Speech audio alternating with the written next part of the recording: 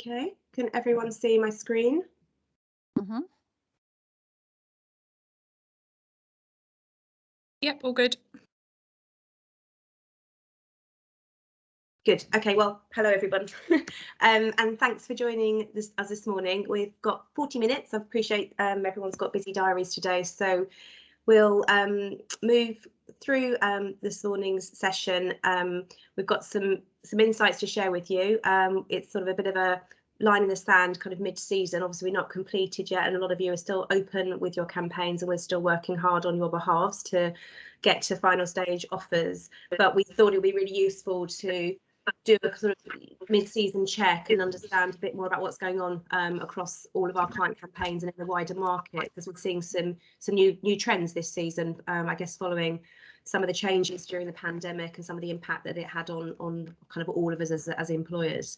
So this morning we're going to cover some of the current trends and application and offer data from your campaigns as our clients, but also in the broader markets, which we've benchmarked for some of the data and research that's out there for us, some of which you may have seen, but hopefully some of it will be new to you as well. And then really thinking about some takeaways from this session, which is where we want to invite some discussion. So with some of the issues that we are facing into, what are the solutions that we can look at both in the short term before we actually complete the season, but also the things to think about for the kind of new intakes moving into 2022-23 cycle. So hopefully you'll all have a point of view and an opinion, and I really would welcome people chipping in, both from Amberjack and from our clients that are online today. So please do speak up, otherwise it will just be me for 40 minutes, which isn't ideal from my perspective. So just to give you a bit of background into the kind of the data that we've gathered and some of the topics for discussion today, we've taken all of the year-to-date data from all of the campaigns that we're working on at the moment during this season across both grads and apprentices, and drawn some comparisons against the previous season. So we've got about 25 employer data sets, all anonymised in that, across more than 200,000 applications. So we've got a really broad range of data there. And then what we looked was pulling down some of the findings from our market that we're in. So we're looking at data from the ISE and other kind of leading suppliers in our sector, which really kind of backed up some of the themes that we're seeing from our own work.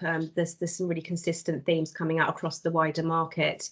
And then just to validate that further, Emily and Jasmine from our marketing team posted some polls that you may have seen quite recently on LinkedIn. We wanted to connect with a larger group of future talent employers that might not be ISE members, that aren't working with us currently, to try to establish, how their season's feeling, what's the impact to them organisationally of some of the themes that we've kind of outlined and uncovered since, I guess, season kickoff in the last autumn.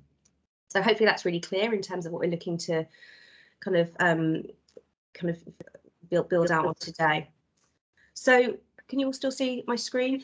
Yes, it's all working. I can't see anybody. So so what we've got kind of in terms of the background, if you like, before we kind of look at our own data, is some of the industry insight that we've gathered.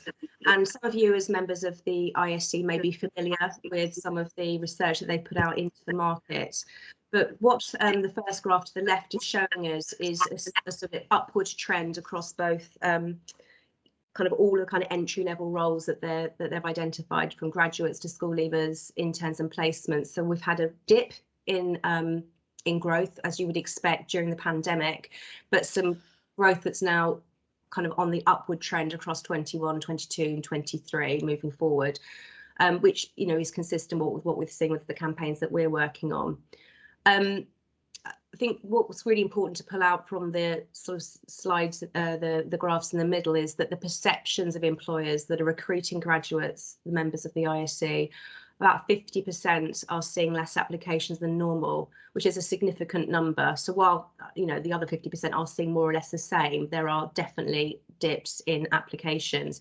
And there's also some impact in terms of the quality of the candidates that are coming through this season compared to last. That kind of mid-season pulse check is there's a bit of a quality issue that we then build out on when we look at some of the other data that we've pulled into this overall set.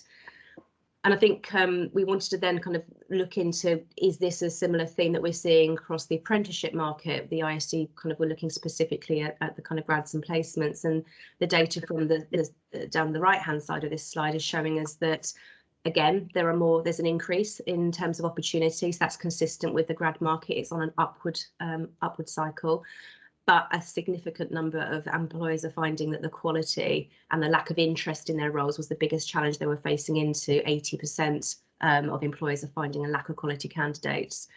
And really interestingly, because it's very much kind of our ethos in terms of looking for potential in candidates, is assessing against that rather than experience or current skills. So organisations are now looking to look at what people can bring to an organisation, what's their potential to succeed in their roles. So some really interesting findings. I think that we're facing into a market where there's a lot more activity, there's a lot more opportunity for the early careers candidates, and that's impacting on application levels and on the quality of the candidates that we see.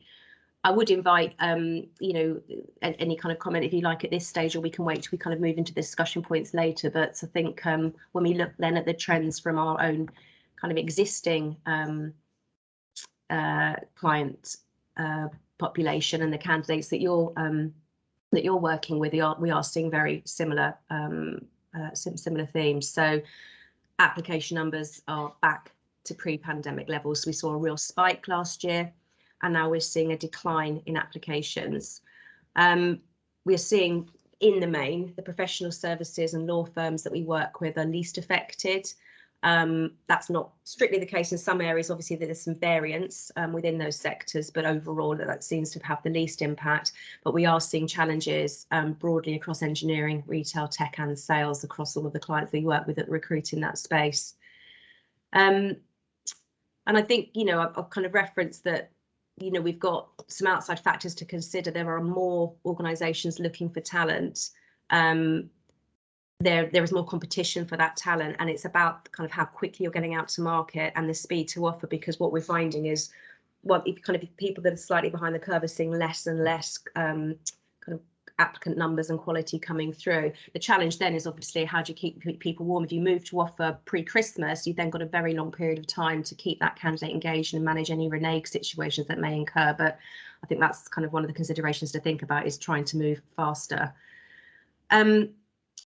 We also are seeing a quality in applications from apprentices being a bit of an issue now. So pre-Christmas, I think that it was relatively consistent, but we're seeing some challenges as we move into early 2022. I think it is still quite early in the apprentice cycle. We haven't got campaigns open a little bit later than some of the graduate recruitment, so I think we'll get a better flavour and sense of kind of final quality and numbers once we kind of move towards the end of the season. But we are seeing some challenges early on. The kind of one of the things that we're definitely seeing is kind of reneges and withdrawals now in a process. Candidates might have had offers already, and it's kind of really important to think about what's having that impact. Is it about the assessment? Or, you know, are you looking for the right thing in these individuals? How are you engaging with them? You know, what's the kind of conversation that we're having? What are they buying into? What's their motivation to apply and stay in that process, to try to kind of, I guess, combat that withdrawal and decline piece that we're seeing. On a positive side, we are seeing some interesting positive upward trends in the hiring across diversity applications and offers. So we're seeing higher levels of applications from both a gender and ethnicity perspective this season, which seems to be consistent across the majority of the organisations that have contributed, if you like, to these insights. We just need to ensure, I guess, that stays consistent as we move through to conversion, that final offer stage, and that actually, when you're looking overall at your diversity population, you know, are you focusing on every strand that you need to? So not just the ethnicity or gender, but also disability, social mobility, neurodiversity. So just being mindful of, are we checking everything across that space? Cassie, just to jump in, it's Emily. Catherine from Atkins had a quick question on applications. And just asked if you had any thoughts or knew of any reasons why there are dips in some areas of applications being made. Do you mean from a sort of sector or discipline perspective? Cassie, it's Catherine here. Hello. Sorry, if I don't capture the question while it's in my head, I can often miss it. So you've gone on to sort of answer my question, because I think what you're saying is there's an increase in application or an increase in roles in the market. Hence, we're starting to see fewer applications. Is that pretty much the summation? Is what I've took? Yeah, and this next slide I think really plays that out in a bit more detail here, Catherine. So these are kind of this more detail on those high level themes. So absolutely, the 35% drop in applications, you know, that we're seeing, and the kind of reasons for that are about the increased opportunities. Yeah, brilliant. Thank you. And also, you know, you've been working, all of you have been working in a really kind of unusual space, and that your visibility and brand on campus has been harder to achieve. I know there's been some fantastic efforts in terms of virtual engagement, because we've had to, but it does have an impact. Some brands do suffer more than others with the kind of to get that kind of candidate attention. Sorry, Catherine, did you have anything else? Sorry, I think, did you carry on then? No, that was perfect. Thanks, Cassie. Cool. Okay. And as I said, you know, we've got more data for graduates at the moment than we do have for apprenticeships. So I think we'll see some change in these stats as we kind of move through the next 3 to 4 months, which are kind of quite critical time-wise for us. But, you know, going back to that point I was just making, that the diversity inclusion applications are really positive in the graduate space, that we're seeing quite significant gains made. But it's the conversion piece that we just need to watch out for. We've got some kind of thoughts around that a little bit later on. The apprenticeship data is really interesting, because in addition to the increased opportunities that are out there, we're also sort of mindful of the fact that there has been an impact on people's learning and access to information by not being in a school or college environment through COVID.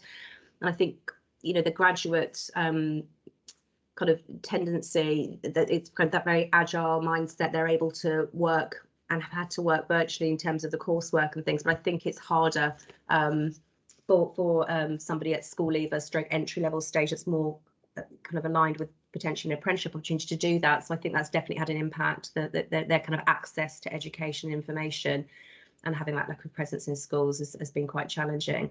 So that perception and that understanding of apprenticeships, that all that great work that was being done to really build that as a really viable option, I think that's definitely had an impact. And I think one of the other kind of points we would just make as well is the kind of less offers made. I think we've got to revisit that in a couple of months, because we aren't at the stage where we're at final offer stage across those apprenticeship campaigns, but there is a decrease in students choosing apprenticeships versus degrees. We're definitely seeing that, and I don't know whether that's something anybody on the call that runs apprenticeship programs would want to add to at this stage in the conversation.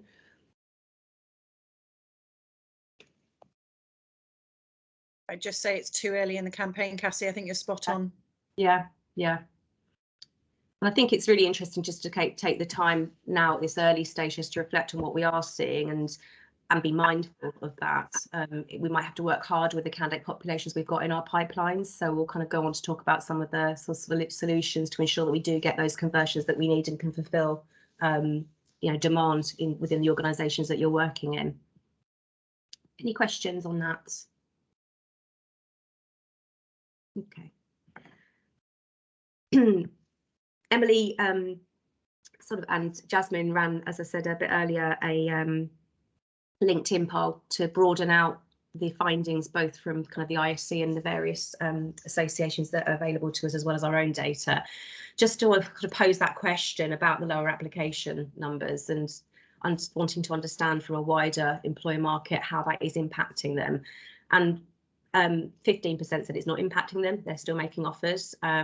Some have said they haven't noticed any lower applications, but the significant kind of number are saying that actually candidate quality is an issue, and they're having to spend significantly more on their attraction to keep fulfilling the pipeline demand that they need in order to get to final offer. I think we did expect a lot of change in this season as sort of coming out of the pandemic. The kind of economy is bouncing back and people have more opportunities open to them, but organisationally having to compete more in the market and spending more on attraction has impacted organisations' budgets, and having to go back out to markets sort of once or twice, kind of a second bounce to see who else is out there is definitely been a trend that we've seen within our own client group as well.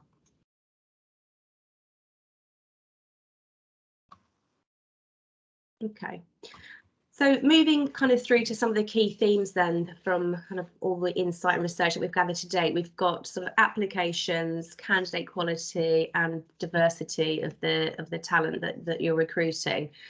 So thinking about the application levels, which is definitely a key theme for both apprentices and for grads, and I think, you know, we're at the stage now with apprentices campaigns, and that is really of critical importance to ensure that we do have the right level of number of candidates coming through that are right or for the organisation. I think what we could do from a short-term perspective, and I really would invite people's thoughts on this, is really thinking about the attraction, content and strategy. Doesn't mean you have to find kind of more money necessarily, but it's what are you doing and what are you saying, and does that need to be targeted in a different way? Some of the things that we've been doing to help clients that have suffered from a lack of applications or had less applications than they've wanted is to review what we're doing from a social perspective as well as a kind of paid media source or kind of targeted university or school leavers, but also then thinking about who have you got internally that you could potentially consider for opportunities. So you might have placement students in the organisation. You could have people that are at uni working for you part-time that potentially could become kind of come onto any of the schemes. So thinking about what you've got internally as well as the external market, and really kind of hands-on focus on those pipelines. You know, we do a lot of that for you. Those of you that are on the call today know kind of that use our RPO services. We're constantly reviewing with you who we've got in the pipeline, where people are withdrawing, can we move people from one pipeline to another is one of the options that we look at sometimes, and also ensuring that we really ramp up that candidate engagement, that they don't have a reason to withdraw, that we really do try to keep that engagement going with them at all times to ensure that they feel valued, they feel motivated to stay on the journey, that they want to accept that offer when it comes and they don't renege on that offer, kind of in that space that you've got between offer and then start date. Is there anything that anybody, AJ or clients, would like to add to anything that they're doing from a short-term solution perspective, or anything else that you feel that could be valuable?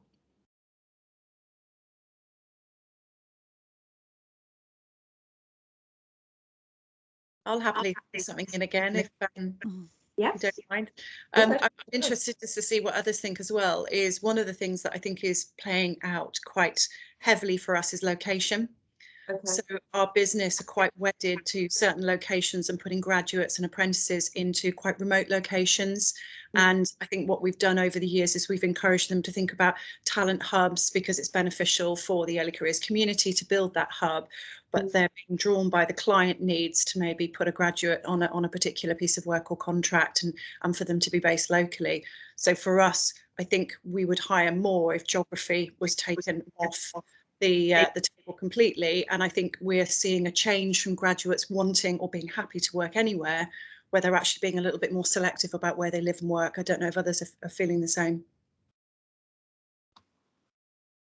I think from some of our experience, Catherine, you know, for ourselves as an employer as well, is actually location. It's interesting because location has become a real game changer in the market, because of the remote working that's been in place for, you know, nearly 2 years now. People that would not have considered an opportunity in a certain location before, now that's open to them because so many organisations are offering this hybrid way of working. And I appreciate some of the projects that you're recruiting talent to come onto. There is definitely a geography that's needed, isn't there? But I think some organisations and some opportunities can be remote. So I think that makes it really challenging to compete for talent, doesn't it? And I think we've all experienced that. I think we've experienced that with our graduate programmes, but also actually our own recruitment for our own businesses. Yeah, it's a big change mindset internally. We've got a great hybrid working policy, but we've still got some people that think that people have to be in some of those geographical locations, and we just can't hire in them. Yeah, that's interesting. And so there's a has anyone else experiencing that from a geography perspective? Is a Network Rail on the call? Because obviously that's the big kind of broad geography opportunity. Is Sarah on the call today? Sorry to pounce on you if you are. Sarah Goodrum? Yes. No. Oh, I thought she might have joined us today. They're not on the call, Cassie, but I can back that up. Yeah. For apprentices and graduates, Network Rail would struggle for particular locations, and of course that's got worse because of the want for virtual working. Okay, so that's something to think about from a sort of longer term piece, because obviously there's not a lot you can, I guess it's difficult, isn't it, at this stage, because if people aren't willing to change location or consider other locations, it's quite a challenge to kind of mid-season to think about how you can change that or influence that. So we could add that to the kind of future strategy thinking. So kind of going on to that, thinking about looking ahead to new season and new intakes, or once we're through this cycle, is going back to that analysis of the market that you're recruiting in, you know, looking at that market sizing and reviewing who you're looking for, how are we going to find them? So what is the attraction strategy? What are the learnings from this season? What are the messages that we feel that would land really well to ensure that we're reaching out to the right people? And then thinking about that speed piece that I just mentioned a few minutes ago, about being able and agile enough to move very quickly to offer. I think most of you have recruitment processes and assessment processes in place that are, in the main, there's a lot of automation behind them. You can move things through very quickly. So just thinking about being in a position to be able to speed up those offers, but also looking to where you can build up that capability internally through work placements, internships, building that loyalty with people that have got some experience of you as a brand already to come back to you later on in their careers or in their studies to want to join that programme.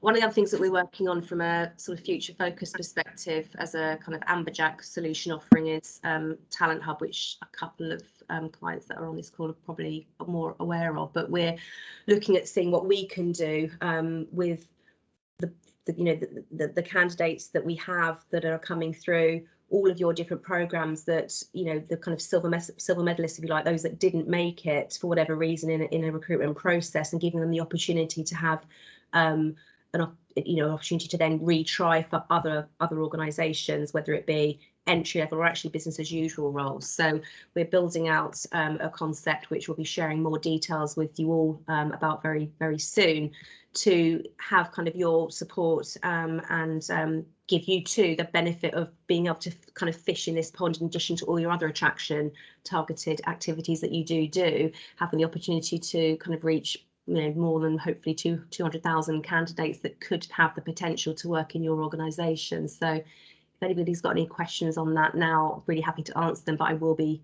coming to you all individually quite soon to share more information about that. But is there anything anybody wants to ask now about that at all?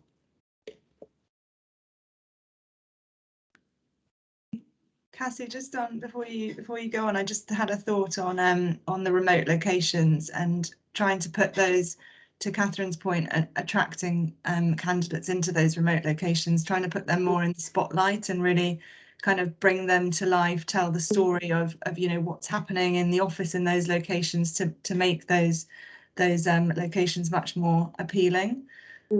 So that could be something that's done fairly short term, just to sort of shine a spotlight on locations that perhaps aren't so appealing, but, you know, speaking to current employees or graduates that work there and identifying what is the sort of USP of that particular area, bringing that to life. And building that, potentially buddies who are already in a place and in that location that we could kind of, that could be the spokesperson for how great it is to be working there, and potentially kind of reach out directly to candidates that are in the pipeline, to whether it's a candidate chat or some sort of, you know, day in the life, whatever it might be, that we could use content in that way. Yeah, that's a good point, Jenny.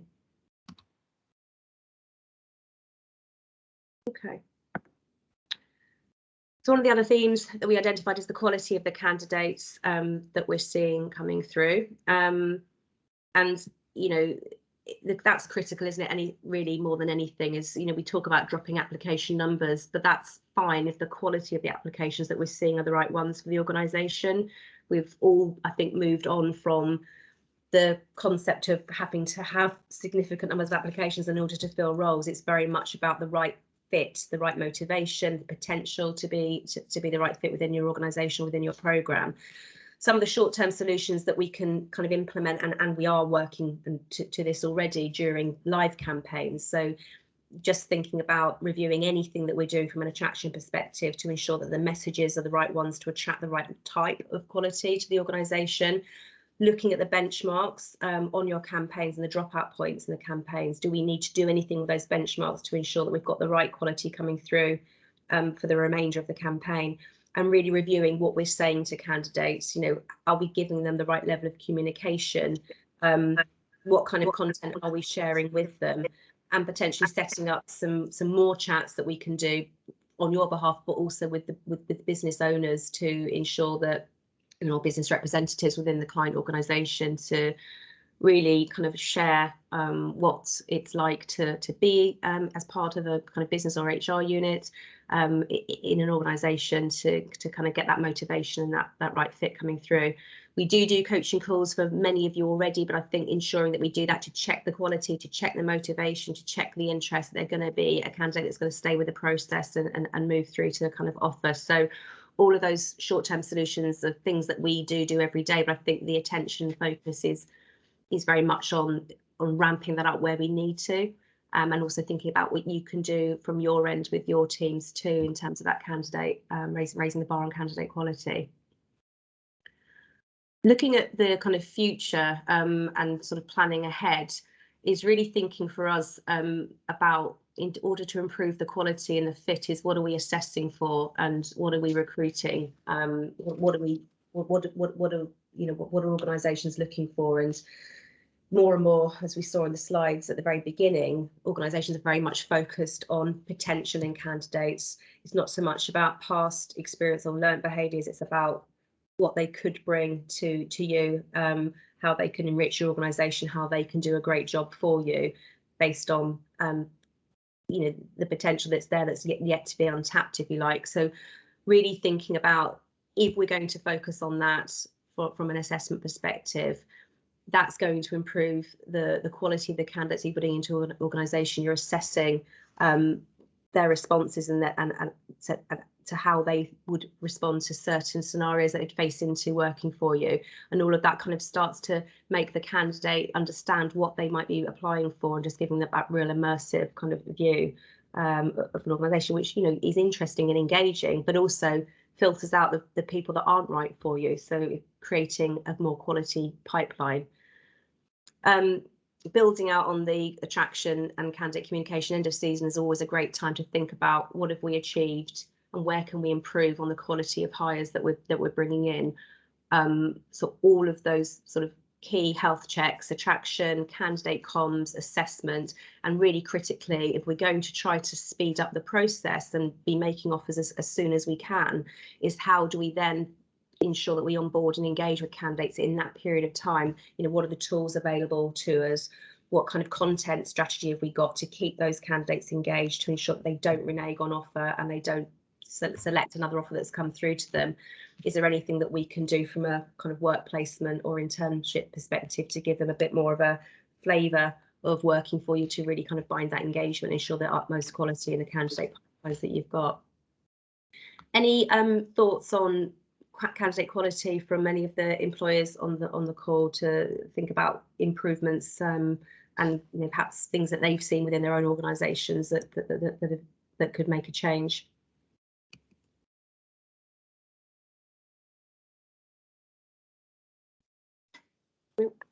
Okay.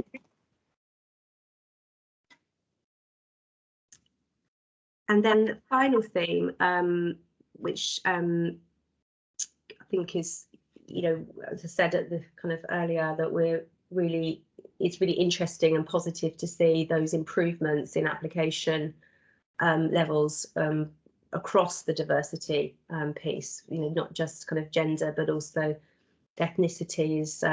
Candidates are thinking more and clearly feel more included in the organisation. So there's clearly some great stuff going on organisationally across the board in terms of the content that you're putting out there, the messaging that's going on, but also the assessment processes that have been implemented. I think the key thing is then about ensuring that the positive story that we're seeing at the application level is then maintained throughout the recruitment cycle, and those conversion ratios remain consistent with application ratios, and we don't see some of those dips that we've seen in years gone by. So ensuring that we're fully reviewing pipelines at all times at key stages of the process, including a full analysis of the individual ethnic groups, but also ensuring as we move to kind of final stage that assessors and kind of business stakeholders that are involved in the assessment potentially have some refresher training, so we don't sort of see any potential indirect bias going on at kind of the very final stage, and all the hard work that's gone into, you know, the attraction, engagement and assessment process. So I think that's just really important to just ensure that you're on top of and that we're reviewing. And then going back to the future strategy, I think we've kind of talked about some of the points in terms of market size and attraction already, but also we would always recommend doing a diversity and inclusion audit at the end of season to understand what's worked really well, what are the gaps organisationally, and thinking about your assessor pool for new season. Have you got the right level of diversity and the right representation in the business to ensure that there's that fair and consistent process at the end when you actually got that kind of human touch piece going on. So those are, again, some of the kind of short-term and longer-term solutions that we're looking at that we would recommend that we can support with. And kind of any other thoughts that anyone's got, really great to kind of share and discuss in the next few minutes that we've got left on the call, because that's the end of the content that we've got without any further chat. But it would be great just to get your views and if that's been helpful and what you'd like to see more of from us for kind of other sessions as well would be great too. I'm going to stop sharing so I can see people. Has that worked? Have I stop sharing? Yes. The thing and one of the things that I find quite interesting about the drop-in applications, and be interested to get everyone's thoughts, is whether with the drop-in applications it's necessary to have so many steps in your selection process, and whether each part of the selection process is relevant and really adding value to the overall sort of output of candidates at the end, and that you know that you're not just year on year maintaining the same selection process because that's what you did the year before, or you know but you're really measuring the quality that's coming out at the end, and quality once they join, and you know, performance in role, and potentially looking at reducing the number of stages given the reduction in number of applications. You know, do you need that funnel anymore? Do you need that really heavy, if you haven't got the quantity coming in, do you need all those stages? So just food for thought. I think one of the kind of things that I reflected on was that you know, we talk about application levels a lot, and I think we were all quite not surprised, but we were all, you know, there was a big impact last season when there were floods of applications, weren't there, because people had withdrawn opportunities from the market, there were less jobs, there was so much uncertainty. So with kind of that balance is actually there were too many last year actually, and have we got the right levels? I think the ultimate test will be in terms of the fulfillment of the roles, won't it, and how you know, just we are seeing challenges in the apprenticeship space particularly, and we are seeing the challenges in quality. But I think it's just that it's such a contrast to what we experienced last season, the numbers and the changes in that it's quite marked. Are you all kind of those that are facing into stakeholders? Do they value numbers of applications versus quality? Do they like we should be having more applications, or is that, you know, is that something that you're still hearing from some of the kind of business stakeholders? I know that's certainly used to be a trend. Yeah. They want more. Even when you give them a quality applicant, they want half a dozen to be able to compare. It's very antiquated. Yes, yeah. And, you know, do you feel like that there's enough kind of evidence, and that we provide with enough evidence to kind of challenge that mindset from your stakeholders, that they don't have to have the numbers to ensure that you've got the right person to offer? Is there anything more that we could give you to in terms of insight or data to help with those conversations? I think what you're doing today is really helpful, because it's that mid-cycle, as you say, that snapshot. Thoughts about what others are experiencing is really helpful to know you're not the only one, or that we're all experiencing similar challenges. So it's a bit of an internal education piece, but yeah, just keep doing what you're doing. I would say it does help. Good. And we're really happy if any of you on the call want separate sessions set up with any of your kind of team members. We're really happy to either do that through the account directors and client partners, or this is being recorded today so we can share that. But please let us know, your own contact know if you'd want some time booked with your teams if you think it would be useful. And also any thoughts on other areas of interest. We've got kind of a content plan for the rest of the season for you guys as our client community, things we want to share with you and events we want to run, but anything that's keeping you awake at night or that you don't feel like you know enough about, we'd be really happy to put something together on that basis, wouldn't we, Emily? Jasmine? Yeah, no, 100%. I was just about to jump in and say that. I think we would like to be much more proactive in providing content and insight that is useful for you to take back to the business, have discussions and debates, but also to share with your broader teams as well. So please do email with any ideas. In a fortunate position now to have a slightly larger marketing team who can support with creating that content and sourcing it and delivering it as well. So yeah, be good to get some ideas filtering through. So I've just seen one on I've just given it a thumbs up because that's thanks for that, Catherine. In actual fact, that is going to be our next session. So neurodiversity is 100% on the agenda, but we'll add social mobility to that as well. So what we will then aim to do is provide quite specific and tailored sessions rather than the broader one perhaps that we've had today, to really delve into those topics in a bit more detail. But any others, please feed them through. Good. So we've got, I might be giving you 3 minutes of your lives back, if that would be helpful. So anything else from anybody before we say goodbye today? Great. Just thank you very much for your time. It's been really useful. Thanks, Susie. Good to see everybody. I say good to see everybody. I can't see anybody. Hopefully we can do a face-to-face breakfast at some point in the near future. So it'd be great to see everybody as well. So we'll keep you posted on that. That is the plan, isn't it? Some bacon sandwiches and croissants and and some actual face-to-face chat, which is always good. Thanks everybody. Thanks, Kathy. Thank you. Bye. Thank you. Bye. Thanks, bye. Thank you. Bye.